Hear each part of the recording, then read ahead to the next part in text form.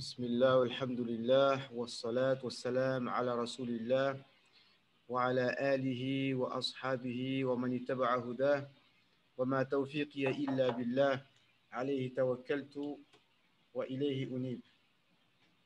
Donc alhamdulillah, donc c'est notre deuxième rencontre, Inch'Allah, qui va durer hebdomadaire sur la motivation pour apprendre l'arabe. C'est un sujet qui me tient. Ouais, j'ai un peu d'écho, non. C'est un sujet qui me tient particulièrement à cœur. Vous allez comprendre pourquoi, Inch'Allah, à travers ce petit exemple, un tout petit livret qu'on va lire, que je vais vous traduire, et ce qui sera une occasion pour. Enfin, ça tombe bien parce que ça va vous permettre d'entendre de l'arabe. Ça va vous permettre d'entendre de l'arabe. Attention aux vidéos, parce qu'on est en direct là. Et de vous habituer à vos oreilles. Comme on a dit la semaine dernière, pour commencer à apprendre l'arabe, vous n'entendez pas? Il faut couper la vidéo, Inch'Allah. Pour commencer à apprendre l'arabe, il faut être très attentif à ce qu'on entend. Je vais lire les phrases en arabe et je vais traduire. Et il y a des phrases qui reviennent souvent, des phrases qu'on trouve dans le Coran, dans les hadiths, dans nos invocations quotidiennes. Donc, à force, il faut prendre l'habitude de comprendre ces mots-là, Inch'Allah ta'ala. Et un autre conseil que je pourrais vous dire aussi pour apprendre l'arabe, en fait, je vous l'avais dit, il faut en avoir besoin et commencer à lire des livres, même ne serait-ce que pour lire, déjà à commencer par le Coran. Le fait de lire beaucoup le Coran en arabe, ça nous permet de nous familiariser. Et aussi les hadiths du prophète sallallahu alayhi wa sallam en arabe, en français. Et ça, c'est très important. Parce que si on ne fait pas ça, si on n'a pas un réel besoin d'avoir accès à ces livres-là, donc ça veut dire que bon, ben, c'est pas grave. Vous n'avez pas besoin de la langue arabe, c'est pas grave, c'est pas. Bon, certains disent que c'est une obligation, et c'est vrai. Enfin, d'autres non. Bon, ben, ce serait mieux pour certains que ce ne soit pas obligatoire, mais toujours est-il que ce n'est pas de ce point de vue-là que nous, on veut voir les choses, c'est que c'est bénéfique pour nous, donc vaut mieux apprendre l'arabe. Donc on va commencer, Inch'Allah. Donc je vais juste vous lire le sommaire pour que vous fassiez une idée des sujets qui vont être traités. Le livre, il est très court, c'est 67 pages, mais 60 toutes petites pages, hein, donc c'est vraiment petit. Je pense qu'en 3-4 séances, si je ne m'étale pas trop, on va le finir, Inch'Allah. Donc, le premier chapitre qu'on va voir ici, c'est Qimatul Lorati fi hifdhi kayan al-umam. L'importance de la langue arabe. Qimatu, al-qima, c'est la valeur. Qimatul Lorati fi hifdhi. Hifdh, ça veut dire le fait de garder quelque chose, préserver. Allah, comment ils disent, Allah yahfazak, Allah yahfazak, qu'Allah te préserve. Allahu yahfazak. Vous n'allez pas me dire que vous n'avez jamais entendu cette invocation. Allah yahfazak, qu'Allah te protège. D'accord? Donc encore une fois, yahfaz, ça veut dire il protège. El hifzu, la protection. Fi kiyan el umam. Kiyan el umam. Donc dans la préservation des el-umam, c'est les communautés, c'est-à-dire el-umma, tout le monde sait ce que ça veut dire el-umma. Bon, je ne vais pas lire tous les sommaires parce que sinon je vais m'étaler. Alors aujourd'hui, c'est ce point qu'on va voir. Alors écoutez ce qu'il dit au début. Donc, alhamdulillah, wassalat wassalam ala rasulillah, sallallahu alayhi wa sallam, amma ba'du. فمن آن الآخر تطلق حول العربية شبهات فمن آن لآخر تطلق حول العربية شبهات آن beaucoup savent, alors ça c'est un mot qui revient souvent, el-an, ça veut dire maintenant, el-an, c'est dans l'instant. J'entends pas le cours. Est-ce que les autres entendent? Parce que c'est toi, peut-être, des fois, il faut rentrer intégré par l'audio d'Internet ou je sais pas quoi. Il y a un truc sur lequel il faut appuyer. Donc, je suppose que les autres entendent. Ok, c'est bon. Alhamdulillah. Ouais, les autres entendent. Les autres entendent, alhamdulillah. Donc, des fois, il faut intégrer l'audio par Internet, un truc comme ça. Non. Donc, ici, al-an, je pense que beaucoup savent qu'on dit maintenant. Mada taf'al al-an. Il faut appuyer en bas à gauche. Mada taf'al al-an. Qu'est-ce que tu fais maintenant? D'accord? Et en fait, elle, comme en espagnol, c'est l'article. El-qamar, la lune. Ash-shams, le soleil. Donc, bref, min an ila akhar. Donc, de temps à autre. Akhar. Toute la hawla al-arabiyya shubuhat. Donc, de temps à autre, quand ça leur prend, ils jettent sur la langue arabe des accusations. Shubuhat. Wa tata'ala da'awat. Ta'ala, ça s'élève. Allahu ta'ala.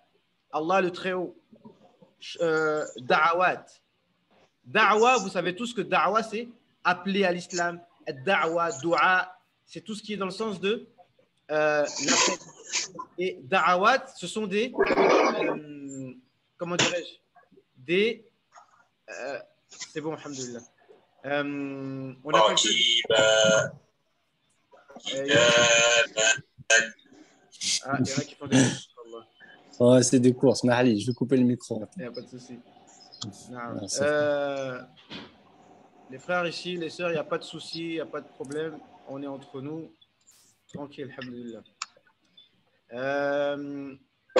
Da'awat, ce sont des, comment on appelle ça, des prétentions. Comme en arabe, on dit des prétentions da'awat. Tu prétends que. D'accord? Voilà. عدتها الافتراء وعتادها التشكيك. Donc, ce sont des iftira, ce sont des accusations et des mises en doute. تحت ستار الإصلاح والتجديد. Sous couvert de la réforme et sous couvert du renouveau. Et parce que attention au son. Alors, je ne sais pas comment je fais pour couper ce son. Ali Abdullah, il est où? Hop. Hop. Voilà, c'est bon. Naam. Ici, alors, ça, ici, en fait, ce dont on est en train de parler ici, c'est quelque chose que, en fait, on n'a pas réellement vécu en France, en fait, en réalité. Mais c'est plutôt quelque chose qu'ont subi les gens dans les pays arabo-musulmans. C'est-à-dire que les gens dans les pays arabo-musulmans, en fait, ont subi depuis les années 20, les années 1900, et ça a commencé vraiment dans les années 1800, on va dire 1850. Et subhanallah, encore tout à l'heure, je faisais un cours sur un livre de conjugaison et je suis tombé encore sur la même introduction et il disait la même chose, que dans les années 1850, c'est là où ça a commencé, donc avec la colonisation. C'est-à-dire que pour combattre l'islam, ils ont compris qu'il fallait détourner les musulmans de la langue arabe parce qu'ils voyaient que c'est ça qui faisait qu'ils étaient accrochés au Coran et à la Sunna, etc. Donc nous, en fait, en France, on n'a pas encore vécu ce problème de plein fouet. Mais ce que je veux dire, c'est que, comme j'ai dit la semaine passée, la langue française, c'est une langue qui est suprémaciste en fait en elle-même, dans le sens où nous, les Français, on a du mal à apprendre les autres langues. Et même l'anglais. C'est-à-dire, nous, les Anglais, nous, les Français, on est même faibles en anglais, pour vous dire. D'accord? Parce que et nous tous, hein, quand je dis le français, je me mets dedans. C'est-à-dire, on pense que le français se suffit à lui-même, que toutes les langues doivent passer par le français, mais le français n'a pas besoin de passer par quoi que ce soit comme langue. D'accord? Et dans les pays musulmans, donc ils disaient, bon, maintenant, la langue arabe, il faudrait peut-être passer à autre chose, il faudrait peut-être la simplifier, etc. Donc voilà. وكان حملة شعلة القرآن ولغته يقفون عبر الزمان والمكان كالبنيان المرصوص. Par contre, il y a toujours eu, à toutes les époques, comme des soldats de la langue arabe qui sont venus pour défendre la langue du Coran à toutes les époques. Kalbunyan el-Marsous. Ça, ce terme, on le trouve dans la sourate 67, la sourate des rangées. Inna Allah yuhibbu alladhina yuqatiluna fi sabilihi saffan ka'annahum bunyanun marsous. Allah aime les gens qui combattent sur son chemin en rang comme s'ils étaient une construction fortifiée. Et encore une fois, pour vous rapprocher les choses, je pense que en ayant grandi avec les Maghrébins, on a entendu des fois, alhamdoulilah, ils ont des expressions qui disent dans leur vie, on appelle ça comment? Comment on appelle un coup de poing comme ça? On appelle comment on dit, allez? Bounia. Aïwa, bounia. Bounia, eh ben voilà. Comme ça, il faut être attentif. Tiens, ils disent, je vais te donner une bounia. Mais pourquoi ils disent bounia? Parce que bounia, si tu prends ton poing, tu le serres bien et tu tapes. Et bunyan, el bina, c'est une construction. Bunyanun marsous. Le mot marsous aussi, vous le connaissez. Soyons attentifs. Vous voyez, je vous dis les frères et les sœurs, vous connaissez déjà l'arabe, mais vous ne le savez pas. Bon, je dis ça pour vous encourager, mais c'est vrai quelque part. Qu'est-ce qu'il dit l'imam avant la prière? Tarassou. C'est vrai ou pas? Istaou, wa'tadilu, tarassou. C'est un ordre. Soyez en ligne et ordonnés. Marsous. Donc, c'est le même terme. Marsous, tarassou. Donc, bunyan, marsous. D'accord? Donc, ici, ces gens-là, à toutes les époques. Parce qu'il faut savoir une chose, c'est que vous avez tous entendu le verset qui dit Inna nahnu nazzalna dhikra wa inna lahu lahafidhun. Au début de la sourate numéro 15. C'est nous qui avons descendu le rappel, c'est-à-dire le Coran, et c'est nous qui allons le préserver. Et certains savants ont dit que par quoi Allah préserve le Coran? C'est en préservant la langue arabe. Si la langue arabe se perd, comme beaucoup de langues se sont perdues, alors c'est un danger pour le Coran lui-même. Parce qu'aujourd'hui, la langue araméenne que parlait Isa alayhi salam, que parlait Jésus, elle est pratiquement perdue. Donc du coup, ça explique pourquoi il y a eu tant d'innovations dans la religion de Jésus, de Isa, le christianisme, et qui sont arrivés à dire que Jésus est le Fils de Dieu, etc. Et tout ce qu'ils ont dit, parce que quand on change les termes, après, ça arrive à des... C'est une des premières causes d'innovation et d'erreur dans la religion, c'est de traduire la traduction de la traduction. Isa alayhi salam parlait en araméen, ça a été traduit en quoi? En hébreu, ensuite ça a été traduit en grec, ensuite traduit en latin et ensuite traduit dans toutes les langues du monde. Même dans mon pays, au Cameroun, vous allez croire que j'abuse, il y a plus de 200 langues qui sont parlées. Moi, je parle le douala. Et bien, dites-vous qu'il y a la Bible traduite en douala. Ma mère récite la Bible, chante des chansons bibliques en douala, c'est-à-dire dans ma langue que voilà, il n'y a pas énormément de locuteurs. Et donc, donc, du coup, même chez nous, les douala, les églises, on va dans une église, il n'y a que des gens du Cameroun. Quand je dis Cameroun, c'est vraiment de mon ethnie, avec un prêtre qui prêche en douala. Donc, du coup, ça va arriver au problème qu'on va trouver aujourd'hui, c'est qu'on perd l'unité. Si chacun parle sa langue, on perd l'unité, comme l'histoire de la tour de Babel. D'accord? Donc, on continue. Donc, il y a toujours eu des savants qui bloquent cette attaque. Parmi eux, l'auteur du livre, Abdurrahman Ra'fat Basha, qui était d'origine syrienne et qui est né dans les années 1920. qui était d'origine syrienne, même s'il a un nom qui a une consonance, parce qu'à l'époque, il y avait encore l'Empire ottoman qui était présent en Égypte, dans les pays arabes, etc. Donc les gens prenaient, parce que Bacha, comme vous savez, un pacha, c'est un terme honorifique, d'accord? Parce que les Turcs, ils avaient quand même ils ont une grande influence dans l'État,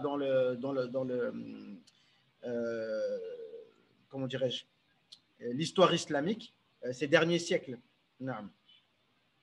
Je pourrais rentrer dans d'autres sujets, hein, mais en tout cas, on va voir plus tard que Atatürk, malheureusement, quand il est venu, vous savez, je pense que vous connaissez tous un peu l'histoire, la première chose qu'il a fait, c'est changer, parce que même le turc s'écrivait en lettres arabes et beaucoup de langues aussi. Donc, il a changé ça en lettres latines. Il a obligé les gens à lire le Coran en turc. Il voulait même faire l'appel à la prière en turc. Il l'a fait un moment, mais après, ça a été annulé. Donc, voilà. Mais sinon, l'arabe a toujours été quelque chose qui a uni la Ummah. نعم. Donc, Dr Rafat, كان من ثمرات جهده هذا الكتاب. Et parmi les fruits de tout son effort, ce livre-là qu'on a entre les mains. Thamarat. Thamarat, ça veut dire les fruits. Thamar, tamr. Bon, tamr, c'est une date. Et thamar, avec ça, ce sont des fruits. D'accord? Thamarat, juhdihi. On entend le mot juhd. Qu'est-ce qu'on entend dans le mot juhd? On entend jihad, un effort. Et al-juhd, c'est un effort. هذا الكتاب حيث عرض فيه ادعاءات المشككين بلغة القرآن كما أرادها أربابها. Donc il a cité toutes les accusations que les gens ont portées contre la langue arabe. Donc beaucoup de critiques que les gens ont émises, comme que la langue arabe c'est trop difficile, etc., etc. ثم برع في تفنيدها وبيان زيفها. Ensuite, il s'est attelé à détruire toutes ces accusations. Le mot tafnidiha, pour ceux qui lisent, pour ceux qui, dans Surat Yusuf, il y a ce terme-là. C'est Yaqub alayhi salam qui a dit à ses enfants, Inni la ajidu riha Yusuf lawla an tufanniduni. Je sens l'odeur de Yusuf, je sens son odeur, même si vous me prenez pour un fou, dans le sens où vous prenez ma parole comme une parole qui n'a aucun fondement. Tufannidouni. Ça veut dire ce que je suis en train de dire, vous êtes en train de dire, je sais que vous pensez qu'elle n'a aucun fondement. Tufannidouni. Et ce que je suis en train de dire, vous le contredit. Parlons en bon français, on va essayer quand même. Donc, tufannid, fannada, ça veut dire détruire quelque chose en fait. Bimanhajin ilmi mantiqi. Bimanhaj, avec une méthodologie, et ilmi. Et ilmi, ça veut dire avec science. Quand on rajoute le i comme ça veut dire avec science. Il y a de façon scientifique. Ilmi, d'accord? Par exemple, voilà, chaque mot qu'on veut dire, je ne sais pas comment le terme grammatical, mais voilà, ilmi, avec science, d'accord? Wa bi'ibara mujaza, avec des termes concis, wa uslub shayyiq. نعم. وقد ختم المؤلف رحمه الله هذا الكتيب بتوصيات تحت عنوان حق أبنائنا علينا. Et il a clôturé ce livre avec des conseils et des recommandations très importantes qu'il a mis sous le titre Haqqu abna'ina alayna, le droit de nos enfants sur nous. Le droit de nos enfants sur nous. Et il a dit Hadha al-kutayyib. Vous savez que kitab, c'est un livre. Et kutayyib, c'est un petit livre. Pour ceux qui connaissent, qui ont avancé un peu dans les cours d'arabe, ils savent qu'en arabe, il y a une tournure qu'on appelle tasghir. Et ça, les Maghrébins, peut-être les Maghrébins dans leur langage, parce qu'il ne faut pas négliger. Il ne faut pas négliger votre langage dialectique. D'accord? Parce que dans le langage dialectique, il y a beaucoup de mots arabes littéraires, même s'ils sont un peu déformés. Mais il ne faut pas le négliger. Vous avez déjà une bonne base pour évoluer. Comme je disais, même nous les Français, il y a beaucoup de mots qui sont volés de l'arabe, donc on a une base. Encore plus en espagnol et encore plus dans le dialecte arabe. Et comme j'ai dit la semaine passée, tous ceux qui sont issus de pays musulmans, à majorité musulmane, comme les Maliens, les Sénégalais, les Turcs, les Comoriens, etc. Même, je pense, les Bosniaques, même si je ne connais pas du tout la langue bosniaque, mais je sais que tous ces pays-là que j'ai cités, comme moi, j'aime bien les langues, j'aime bien, je suis curieux, et je sais qu'il y a beaucoup de mots arabes dans le turc et dans le comorien, etc. Et d'ailleurs, j'ai lu récemment, ce matin, que quand ils ont voulu justement se débarrasser de la langue arabe, et qu'est-ce qu'ils ont fait? Les Turcs, à l'époque d'Atatürk, hein, je ne critique pas les Turcs, bien sûr, au contraire, wallahi, Allah il m'est témoin que, surtout en ce moment, je suis en train de découvrir la civilisation turque, et je jure par Allah, wallahi, plus le temps passe, plus j'aime, wallah, je dis ça vraiment, je ne sais pas s'il y a des Turcs parmi nous, mais wallahi, tous les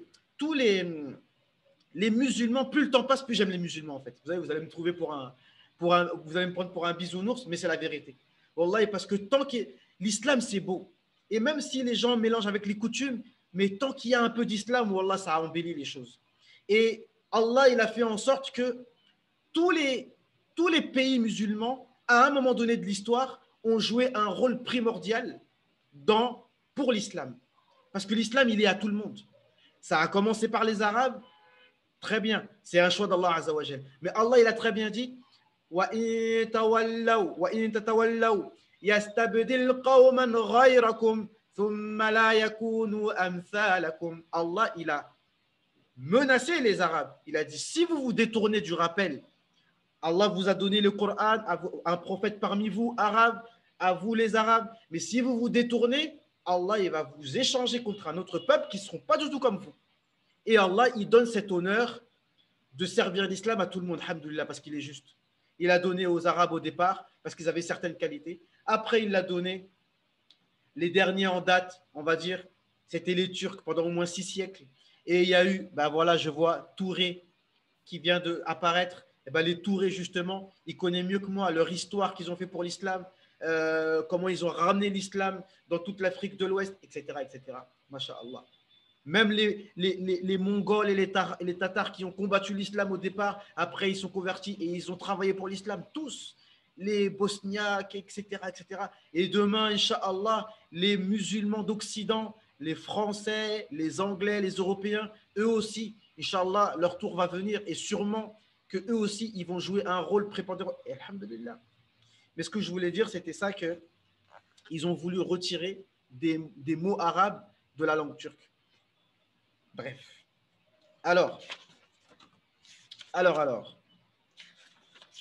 Donc, Haqqu abna'ina alayna, donc il a terminé en disant quel est le droit de nos enfants sur nous? Parce que mes frères et mes sœurs, c'est un sujet qui me tient à cœur, en fait, j'y réfléchis depuis longtemps. Le problème, c'est que pour mener à bien le projet que j'ai envie de mener, en fait, c'est une histoire de puissance et d'argent. Mais nous, on ne fonctionne pas que avec l'argent. Avec le cœur, en faisant dua, c'est Allah qui nous donne gain de cause.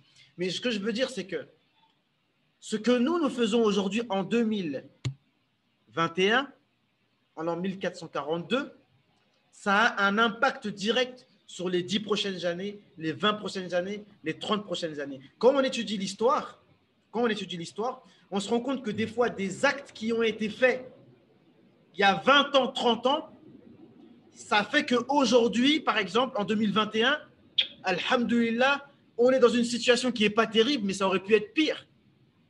Ça aurait pu être pire. Imaginez-vous que les Marocains, les Tunisiens, les Égyptiens, les Saoudiens, les Irakiens, tout cela est complètement délaissé l'arabe. Imaginez-vous que si on l'avait laissé faire et si Allah avait laissé faire, l'arabe serait peut-être une langue morte aujourd'hui. Plus personne ne parle l'arabe. Vous vous rendez compte? Mais Allah a envoyé des personnes qui ont œuvré dans l'instant T et qui fait qu'aujourd'hui encore, on a encore des ouvrages intacts. D'accord? Donc, il faut comprendre que nous, on a un rôle qui est, n'ayons pas peur des mots, historique. C'est-à-dire que C'est-à-dire que ce qu'on fait aujourd'hui a un impact direct sur la situation de nos enfants et de nos petits-enfants et de nos arrière-petits-enfants, arrière-arrière-petits-enfants. D'accord? Donc, c'est ce qu'il a dit à la fin. Et ensuite, à la fin, et là, c'est celui qui fait la préface qui dit qu'à la fin, en fait, il y avait un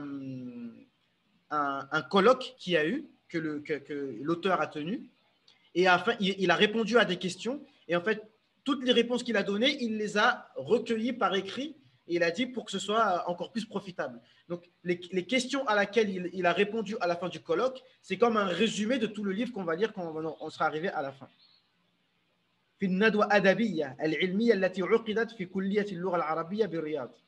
Parce que c'était un colloque qui a eu dans l'université à Riyad en Arabie. Parce que ce genre de choses, les colloques, justement, bon là, on va dire que c'est un petit colloque qu'on fait, mais c'est des choses hyper importantes à faire pour faire le point sur une situation et pour voir comment on peut remédier aux éventuels problèmes qu'on trouve devant nous. Excusez-moi, j'ai mon écran qui déconne, mais vous inquiétez pas, c'est pas grave. Si des fois l'écran et des fois il bug, c'est pas normal, mais c'est normal. Donc voilà, ça c'est la préface. Ensuite, comment on appelle ça en français? Ihda, c'est-à-dire, comment on appelle ça? Vous savez, quand quelqu'un il écrit un livre et puis il fait les dédicaces, si on préfère, à qui il dédie ce livre. D'accord. Il a Hamalatul Qur'an wa Humatul Lugha. Pour ceux qui portent le Coran, ceux qui mémorisent le Coran et ceux qui sont les protecteurs de la langue arabe. Il a le murabitin alladhina yudrikuna annahum murabitun. Les murabitin. On a tous entendu, ceux qui connaissent un peu l'histoire, Dawlatul Murabitin. D'accord? Et Ribat. Encore une fois, soyons attentifs. Le nom des villes, Ribat. Pourquoi on appelle cette ville Ribat? Peut-être certains d'entre vous savent, parce que encore une fois, j'en ai parlé la semaine dernière, les frontières de l'État islamique, c'était des frontières qui avaient besoin de volontaires pour faire le djihad et préserver les frontières. Parce qu'avant, les frontières, c'était aléatoire. On pouvait se faire attaquer, etc. Donc, ribat, en fait, en français, c'est, comment on pourrait dire, une sorte d'astreinte. D'accord? Être d'astreinte pour la Ummah. Comme les sapeurs-pompiers ou autres. C'est-à-dire que c'est des gens qui se trouvent en astreinte, c'est-à-dire qui se mettent à disposition de la Ummah. C'est ça qu'on appelle murabit. Quelqu'un qui est murabit, ça veut dire être accroché à quelque chose. Et Allah, à la fin de surat Ali Imran, il nous dit Ya ayyuhalladhina amanu sbiru wa sabiru wa rabitu wattaqullaha la'allakum tuflihun. Oh là là, c'est quoi ça? Hop, hop, hop. Naam. Ô vous les croyants, patientez et rivalisez de patience. Warabitu fi sabilillah. Soyez, rendez-vous disponibles pour Allah et craignez Allah pour que vous ayez le succès. Donc, Murabitoun, on parle pour ceux qui sont à Gaza, etc., qui essayent de résister comme ils peuvent, on les appelle Murabitoun. D'accord? Et ça fait partie des meilleures actions dans l'islam. Et donc, pour les Murabitoun qui savent qu'ils sont Murabitoun, qui sont conscients de ce qu'ils sont en train de faire. Et comme j'ai dit la semaine dernière, ceux qui se consacrent à enseigner l'arabe aux gens, pour eux, ce sont, comme il le dit, c'est pas moi qui le dis, pas que moi, ce sont des Murabitoun. Et tous ceux qui sont au service de l'islam pour enseigner le Coran, pour enseigner l'islam, et tout le monde doit mettre cette intention en fait. Les mères de famille, les pères quand ils vont travailler, dans tout ce qu'on fait, il faut qu'on mette l'intention on travaille pour l'islam. Chacun à son niveau. Quelqu'un qui va travailler pour sa famille, qui met l'intention, qui fait ça pour fonder, pour préserver sa famille, pour les nourrir dans le halal, etc. Tout ce qu'on fait avec la bonne intention. Il a l'adine yahmiluna shu'lat al-Qur'an wa fushahu. Et pour ceux qui portent la flamme du Coran et de sa langue éloquente. Wa yaqifuna biha fi muhimmat ar-rih fi kulli makan. Et qui se dresse devant tous les ouragans dans tous les endroits. Pour ceux qui sont peu, ils sont peu dans cette réalité de la communauté qui est pas terrible. El-Ba'is, ça vient du mot Ba's. Tout le monde connaît. Wallah, regardez, tous les mots dont je vous parle, c'est des mots que tout le monde connaît. La Ba's. Kayf al-hal. La Ba's. Hein? La Ba's, ça veut dire il n'y a pas de Ba's, il n'y a pas de mal. Pas de mal. Donc, et Ba'is, c'est quelqu'un qui est malheureux. Ba'is, c'est malheureux. El-Ba's, c'est la dureté, le mal. Quand tu dis la Ba's, alhamdoulilah, il y a pas de, on dit la Ba's, mais normalement c'est la Ba's. D'accord? Et quand tu dis quelqu'un a la mauvaise mine, on dit Anta tabdou ba'isan. Tu as l'air malheureux. Donc, fi nahari ummatihim el-Ba'is. Pour dire que l'état de la communauté n'est pas terrible. وكثير في لياليها الحالكة. نعم. Et qui sont beaucoup, donc ils sont, en fait, ils sont peu, en gros, hein, c'est que j'ai bien compris, ils sont peu quand tout va bien et ils sont beaucoup quand ça va mal. Ça, c'était la description des gens de Médine, les Ansar. تقلون عند عند comment on appelle ça تقلون عند يعني تكثرون عند الفزع. Lorsque ça chauffe, vous êtes beaucoup. وتقلون عند comment on appelle ça الطمع. نعم. Et lorsque c'est le moment de récolter le butin, tranquille, vous êtes derrière, vous n'êtes pas là à demander votre droit. إلى الذين قد عقدوا العزم على أن يعيدوا لأمتهم ثقتها بنفسها. Pour ceux qui se sont décidés fermement à rendre à la Ummah, à la communauté islamique, sa confiance en elle. Parce que c'est ça, avoir confiance en soi. Aujourd'hui, ce n'est pas une critique, hein, mais l'état d'une communauté, elle se juge à l'importance qu'elle donne à sa culture. Et le plus gros chapitre, le plus gros, je ne sais pas les termes, hein, le plus gros plan d'une identité, c'est la langue. Et on dit que l'identité est composée de 3 choses. C'est la frontière géographique, c'est l'idéologie, la religion et la langue. 3 choses. Frontière géographique, ton identité, c'est ça. Et ta religion, ton idéologie, voilà. Et troisièmement, ta langue.